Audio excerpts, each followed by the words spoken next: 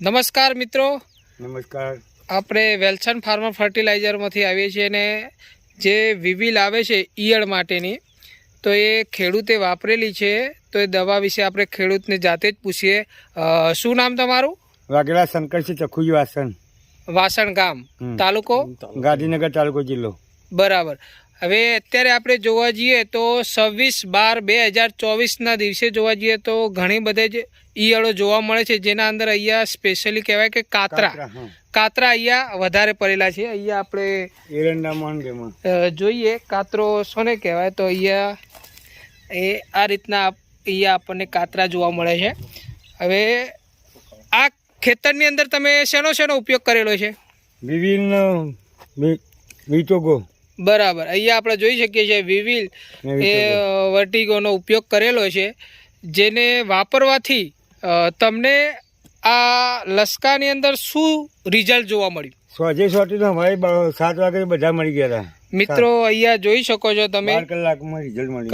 12 જ કલાકની અંદર લસકાની અંદર કાતરા આપણને જોવા મળતા નથી એમને. અને અહીંયા આપણે જોઈએ તો મળેલા પણ નીચે પડેલા છે. તો આપણે એ પણ અહીંયા જોઈએ તો આ જુઓ મિત્રો, આ કાતરો મરેલા અહીંયા આપણને જોવા મળી રહ્યા છે.